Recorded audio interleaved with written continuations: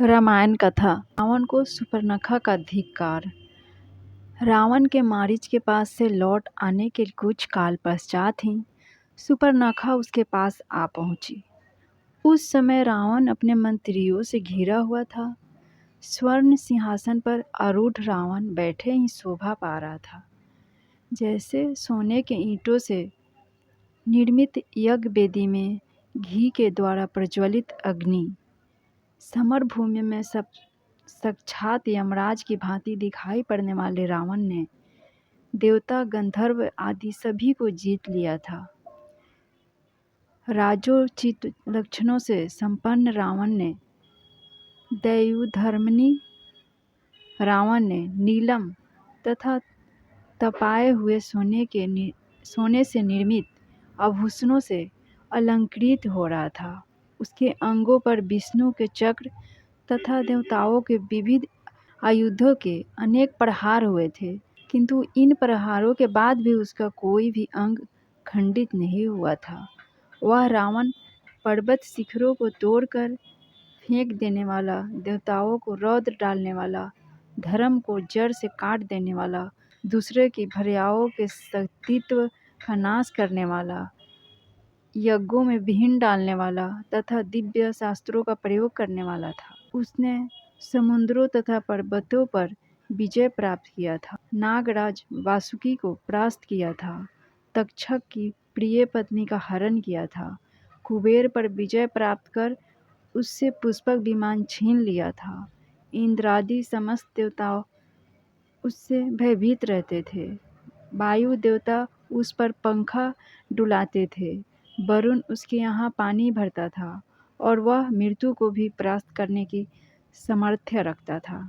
उसने 10,000 वर्षों तक घोर तपस्या करके तथा ब्रह्मा जी को अपने मस्तकों की बलि दे देकर देवता, दानव, गंधर्व, पिशाच, पक्षी और सर्पों से संग्राम में अभय कर लिया था। मनुष्य के सिवा अन्य किसी से भी उसे मृत्यु का भय नहीं रहता था। शूर्पणखा राम के द्वारा तिरस्कृत होकर अत्यंत दुखी हो रही थी।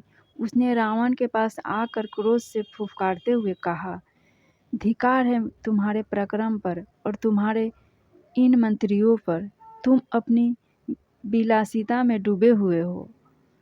तुम अब तो सूरा और सुंदरियों से व्यस्त रहते हो। हे नीतिमान रावण, क्या अब मुझे तुमको यह भी बताना पड़ेगा कि समय पर उचित कार्य न करने वाले और अपने देश की रक्षा के प्रति असावधान रहने वाले राजा के राज्य के नष्ट हो जाने में क्षण मात्र भी देर नहीं लगती।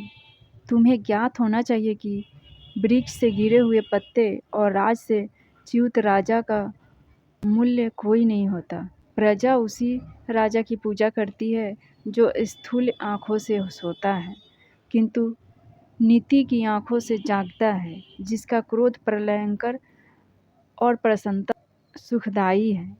जिस राजा के गुप्तचर सक्रिय और सतर्क नहीं रहते, वह राजा राज करने योग्य नहीं होता। तुम्हारे गुप्तचर तो मूर्ख, अयोग्य और आलसी हैं। तुम्हारी बुद्धि दूषित है और मंत्री भी सर्वथा अयोग्य है। उन्हें अभी तक यह पता नहीं कि उनके राजदंडकारण्य में कितनी भयंकर घटना घट चुकी है। मेरे वीर भ्राताओं खरदूषण का 14 सहस्त्र राक्षसों सहित संहार हो चुका है। जो मुनि ऋषि कल तुम्हारे नाम से थरथर कांपते थे, वे आज सिर उठाकर निर्भय होकर घूम रहे हैं। तुम तो राम द्वारा किए गए भीषण हत्याकांड से अभी तक अपरिचित हो। शूर्पणखा के कटु वचनों से कुपित होकर रावण बोला, शूर्पणखा, मुझे बताओ कि राम कौन है, उसका बल और पराक्रम कितना है। दुष्कर दंडक वन में से उसने किस लिए प्रवेश किया है। उसके पास ऐसा कौन सा अस्त्र है जिससे उसने खरदूषण और त्रिशिरा का सेना सहित संहार कर दिया है। उसने तुझ जैसी सुंदर अंगों वाली को क्यों कुरूप बना दिया है। रावण के प्रश्नों का उत्तर देते हुए शूर्पणखा ने कहा, हे भाई, महाबली राम अयोध्या नरेश दशरथ के पुत्र हैं। वे अत्यंत निपुण धनुर्धारी हैं। वे अकेले और पैदल थे तो भी उन्होंने मात्र 1.5 मुहूर्त मतलब 3 घड़ी में समस्त राक्षसों का संहार कर डाला। मैंने राम के बाणों की वर्षा से राक्षसों को मारते हुए देखा है, किंतु यह देख नहीं पाई कब राम ने धनुष खींचा और कब बाण छोड़ा। स्त्री होने के कारण राम ने वध नहीं किया और केवल अपमानित करके छोड़ दिया। राम के समान ही पराक्रमी उसका भाई लक्ष्मण और अत्यंत सुंदरी उसकी पत्नी सीता भी उसके साथ है। इस भूतल पर मैंने आज तक सीता के समान रूपवती अन्य कोई स्त्री नहीं देखा है। जब मैं सीता को तुम्हारी भार्या बनाने के लिए लाने के लिए उद्यत हुई तो लक्ष्मण ने मुझे कुरूप बना दिया। सीता तुम्हारी ही भार्या बनने योग्य है, अतः तुम उसे सिरघाती सिर हर लाओ। सुपर्णखा का कथन सुनने तथा अपने मंत्रियों से विचार विमर्श करने के पश्चात रावण ने सीता को हर लाने का निश्चय कर लिया। तत्काल उसने अपना रथ तैयार करवाया और उस पर सवार हो अपने मित्र मारीच के पास पहुंच गया। मारीच ने रावण का समुचित सत्कार करके पूछा, राजन, लंका में सब कुशल तो है ना? आप इतनी जल्दी पुनः कैसे लौट आए? रावण बोला, हे मारीच, क्रूर और मूर्ख राम ने अपने बल का आश्रय लेकर मेरे भाई खर और दुष्यंत सेना सहित त्रिशिरा का वध कर दिया है।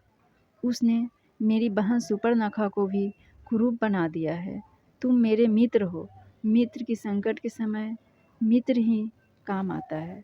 मैं जानता हूँ कि मेरे मित्रों और शुभचिंतकों में तुमसे बढ़कर बलवान, नीतिवान और मुझसे सच्चा स्नेह करने वाला और कोई नहीं है।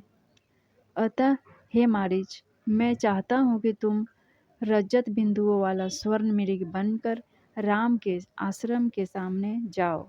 तुम्हें देखकर सीता अवश्य राम लक्ष्मण को तुम्हें पकड़ने के लिए भेजेगी। उन दोनों के चले जाने पर मैं अकेले सीता का अपहरण करके ले आऊँगा। राम को सीता का वियोग असहाय होगा और विरह की उस अवस्था में राम को मार डालना मेरे लिए कठिन नहीं होगा।